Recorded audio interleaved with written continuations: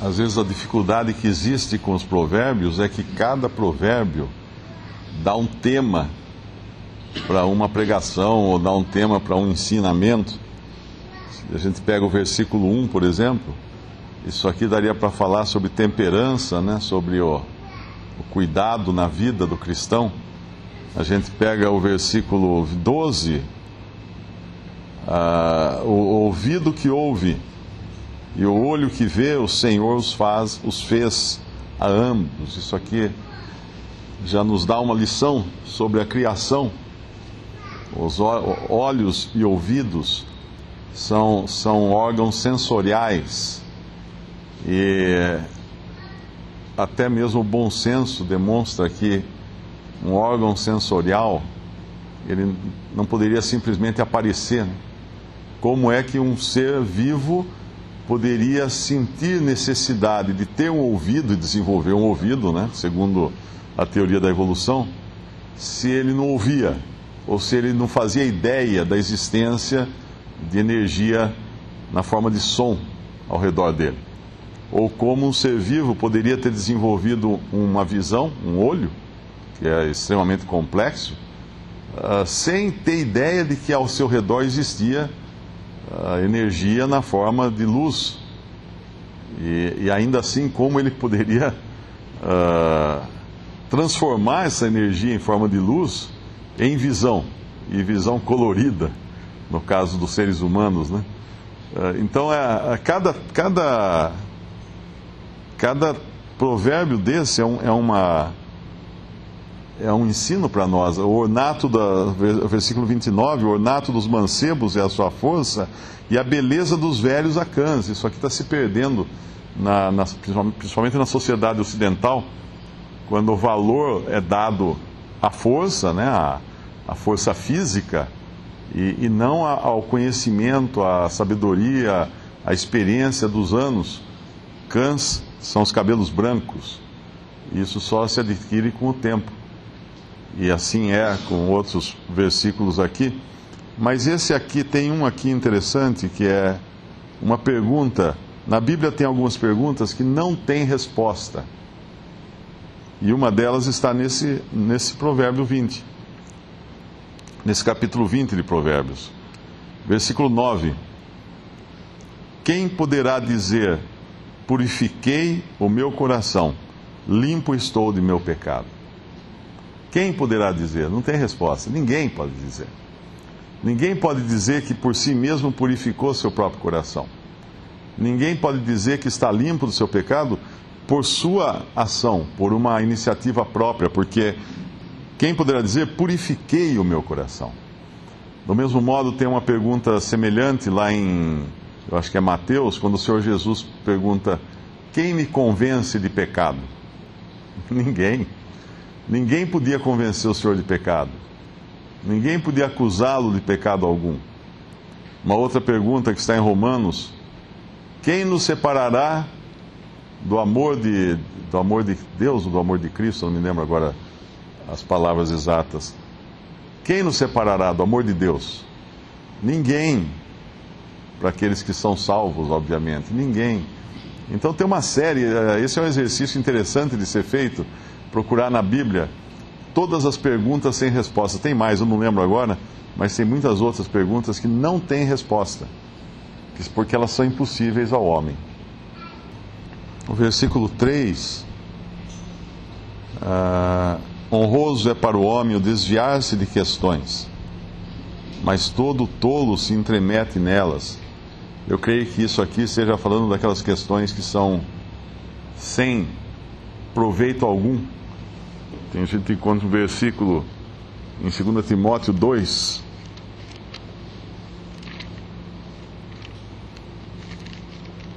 Tem algumas questões que às vezes são levantadas e geram discussões, debates, mas bastaria uma pergunta: e se a gente resolver essa questão, o que vai trazer de benefício isso?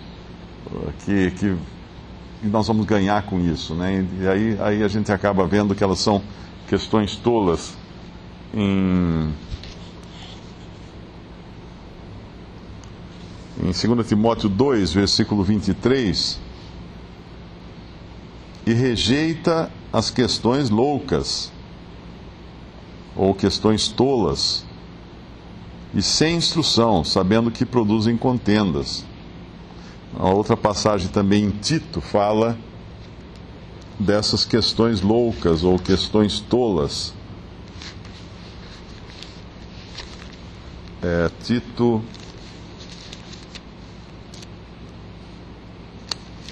capítulo 3, versículo 9. Mas não entres em questões loucas, genealogias e contendas, e nos debates acerca da lei, porque são coisas inúteis e vãs. Então esse é o termômetro para nós decidirmos se uma questão é louca ou tola. Ela é útil? A resposta a conclusão a que chegaríamos é útil? Ou é uma coisa vã que não vai trazer proveito algum?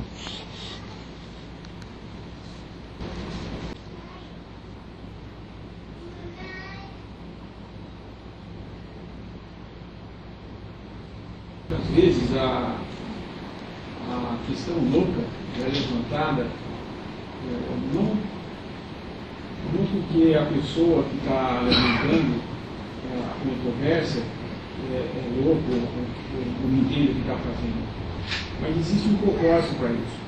Quando alguém quer dizer alguma coisa e não consegue ser direto no que está dizendo, ele levanta uma contenda para poder explicar o que ele quer falar através de uma contenda levantada.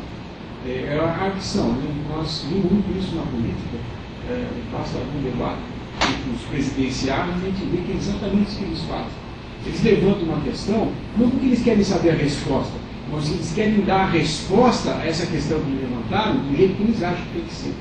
E assim gera contenda, porque vai ser briga de discussão de opiniões. E, voltando nesse versículo que o Mar leu em 1 Timóteo,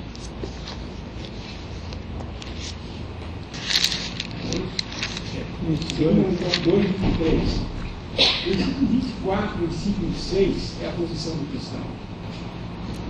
E ao servo do Senhor não convém contender, mas sim ser manso para com todos, apto para ensinar, sofredor, instruindo com mansidão os que resistem, a ver se porventura Deus lhes dará arrependimento para conhecerem a verdade, e tornarem a despertar, desprendendo-se dos laços do diabo, porque a vontade dele estão prestes. Condição a nunca querer contender. Isso me chamou muita atenção. Logo que eu me converti, não tinha muito conhecimento da palavra, mas a gente tinha a convicção do que estava crendo. Né? E muitas vezes nós cruzávamos, ou eles batiam na nossa casa, algumas seitas que existem por aí, que eles querem levantar uma discussão para eles poderem dizer a doutrina deles. Isso aconteceu com os mormons. Eles têm um profeta deles lá que veio um livro escrito por um anjo e que vai de encontro com tudo que a palavra diz. Né? E uma vez, numa discussão dessa, eu mais meu irmão querendo discutir com eles levantaram questões da Bíblia. Vocês já leram, por exemplo, a conversão de Paulo? Cada hora ele fala uma coisa. E aí ele foi para os versículos em que fala, está vendo? Na primeira vez que Paulo fala, quando narra, foi em Atos, então fala que ninguém ouviu a voz. Depois, na segunda vez, quando Paulo vai falar, ele fala que eles ouviram, mas não viram quem falava. Na terceira, parece que ele está falando que viram, mas não ouviram. O que é isso? É confusão? Quer dizer, a palavra está... Aí ele queria dizer que a Bíblia não era totalmente verdadeira, tinha uma coisa mais verdadeira, que era o livro do Maroni lá, que era o livro dele lá. Então, ele levantou a discussão não porque ele quisesse realmente falar da Bíblia, ele queria falar da contra. Então ele começou a levantar uma questão entre nós. Vocês creem na Bíblia? Então tem esse versículo. E eles conhecem todos os versículos. Outro que faz muito isso são os próprios testemunhos de Jeová, que tem uma Bíblia, uma versão deles, né? E todos os versículos em que há abertamente dizendo que Jesus é Deus, eles transformam em alguma outra coisa, um arquivo de troca ali, para não ficar dizendo que é, e falam que eles têm a tradução verdadeira. E assim por diante. O que acontece? Toda vez que alguém quer levantar uma contenda, o que ele quer na realidade é colocar o seu ponto de vista do que ele acha que é verdade, ou do que ele está querendo disseminar.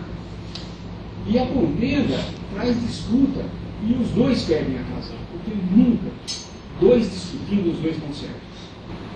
Por isso que esse versículo de Provérbios é interessante, porque o Davi é até mais claro esse versículo. O Davi fala para a vida assim: é uma honra para o homem parar de discutir, ou cessar uma discussão. Isso é honra para o homem, ele não levar a discussão. Mas todo louco se apressa em entrar em contendas. E é exatamente isso. Querer discutir, querer ter a última palavra, porque daí ele está fazendo o quê? Isso tem outros versículos, não lembro o que está escrito, mas isso perverte os ouvintes.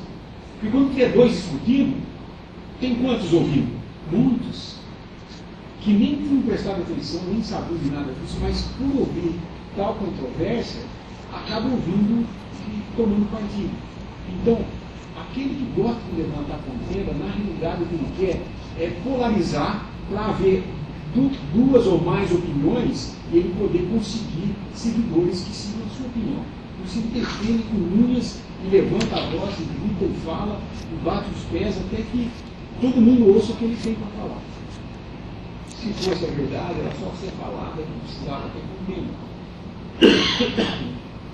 E assim tem muitos outros versículos aqui que falam a respeito de como nós aqui no mundo devemos andar para não aumentarmos a carga de sofrimento que já temos, só pelo fato de levarmos o nome de Cristo, já temos uma carga de problema, né? No mundo. E ainda vamos levantar contenda, vamos fazer essas coisas, não leva a nada. Na realidade, prega a verdade e, se houver resistência, com mansidão, para que não mais ouvisse para ouvir a parte do outro, que quer falar alguma coisa. Né? E geralmente o que está resistindo à verdade, seja nós temos segunda Timóteo, instruindo com mansidão os que resistem, esses são os que resistem à verdade. Eles resistem por quê? Eles estão nos braços do diabo. Porque quem resiste à verdade é o diabo. E o homem, inconscientemente, quando ele resiste à verdade, é o diabo por trás fazendo isso, para perverter os ouvintes. Então, se nós saímos de bater boca com um credo a respeito da palavra de Deus, cada um querendo falar sua opinião, nós não vamos conseguir conversões, nós vamos conseguir polarização. Pessoas tomando partido. E aí alguém pode pensar, bom, pelo menos eu que tomo partido do meu lado está bom, né? Não, do meu lado não está bom. Mesmo que eu use a palavra para arrumar seguidores para mim, eu dou errado. Porque eu tenho que levar as pessoas a Cristo, não a mim, aquele que fala. Aquele que fala deve ser, como Paulo fala, o menor deles, aos olhos dos homens, mas usado por Deus. Isso é muito importante. Está pensando também nesses laços do diabo. Não sugeriu isso a mim, eu estava pensando. Não tenho intimidade com o mar, mas esse mundo é um mar feroz que o furor nos quer tragar, e o diabo ele tem muitas maneiras de fazer isso, muitas maneiras. O furor nos quer tragar, nos levar com força atroz. E o que nos livra é o vem, Senhor, com teu falar nos guiar com terna voz. Esses provérbios, queira ou não, são palavras de Deus e coisas práticas para andarmos nesse mundo em que nós somos. Eu fico pensando no mar, a onda vai e volta, ela não para. Assim, falei assim, puxa, agora parou, eu posso. Não para. E não vai parar para nós, sabe? Então nós temos essas instruções, e eu estava pensando em relação a essas autoridades, não mencionou desses políticos. Estava pensando no versículo 2, capítulo Provérbios 22, como o bramido do leão é o terror do rei, o que provoca sua ira peca contra a sua própria alma. Se a gente estiver na presença do rei, é outro regime de governo, sistema de governo, mas uma pessoa que tem autoridade, imagina, o que eu vou falar, no capítulo 18, 19, 12, fala, como o bramido do filho do leão é a indignação do rei. E o poço, né, como o orvalho sobre a erva é a sua benevolência. Mas estava pensando nesse aspecto negativo até, sabe? E como o Senhor Jesus se portou diante da autoridade. Vamos ler, por favor, em João 19. Evangelho de João, capítulo 19. Sem perder de vista que o Senhor Jesus é Deus. Deus Filho, Filho de Deus. E ele está na mão dos homens agora, que ele ainda não chegou nas mãos de Deus para ser desamparado. 19:1. Pilatos, pois, tomou então a Jesus.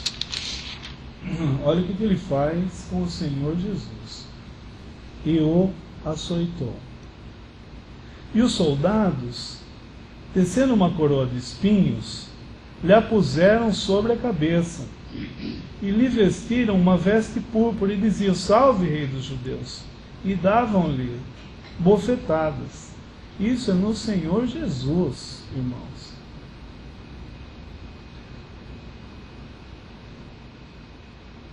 Versículo 6. Vendo, pois, os principais sacerdotes e os servos gritaram, dizendo, crucifica-o, crucifica-o. Disse-lhes Pilatos, tomai-o vós e crucificai-o, porque eu nenhum crime acho nele.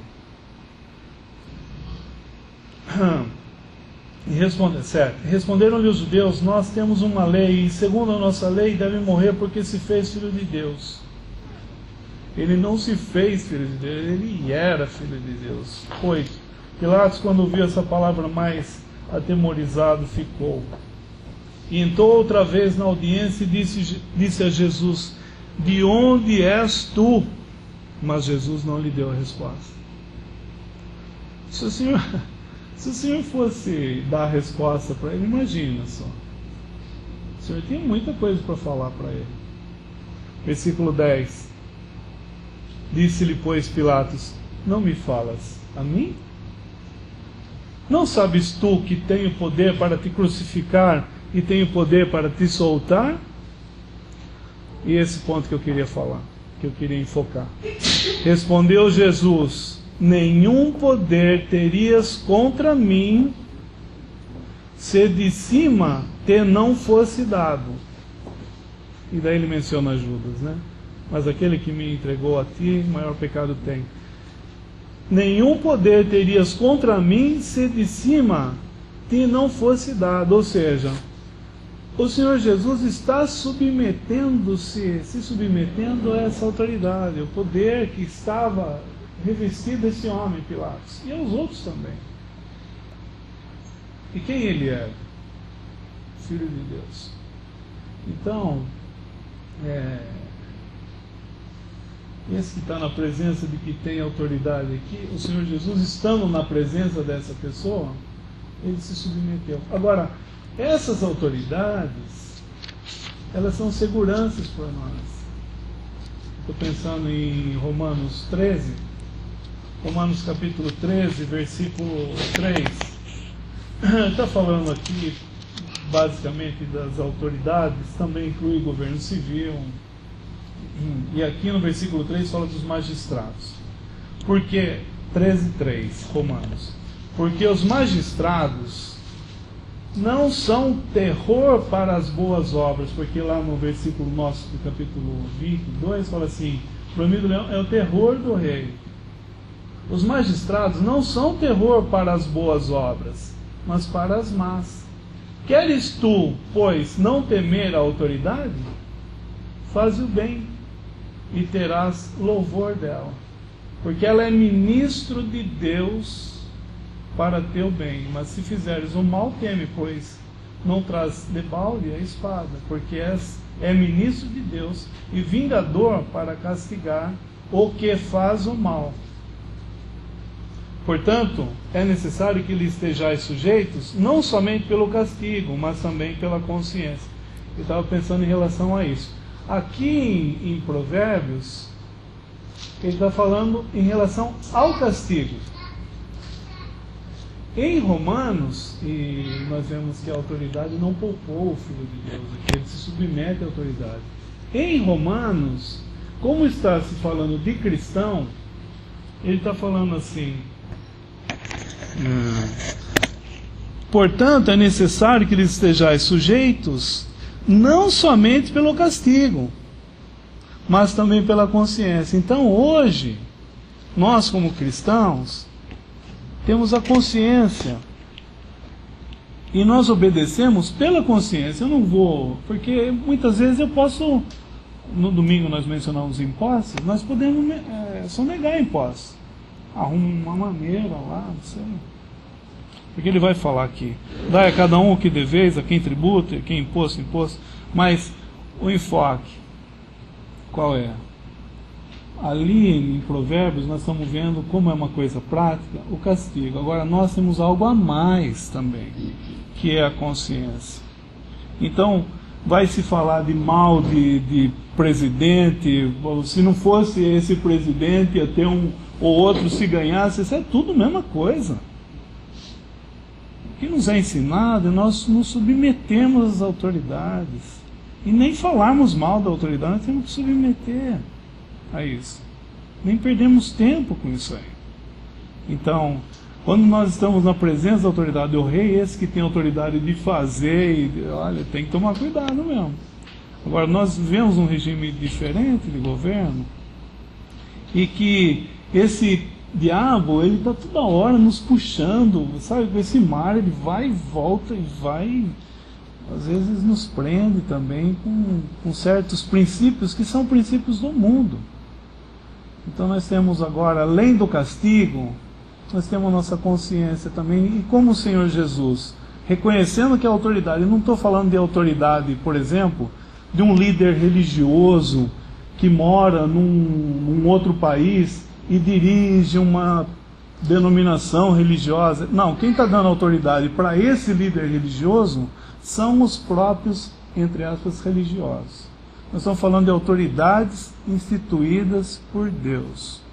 Assim como o Senhor Jesus fala: não terias autoridade de mim se do céu não fosse dado.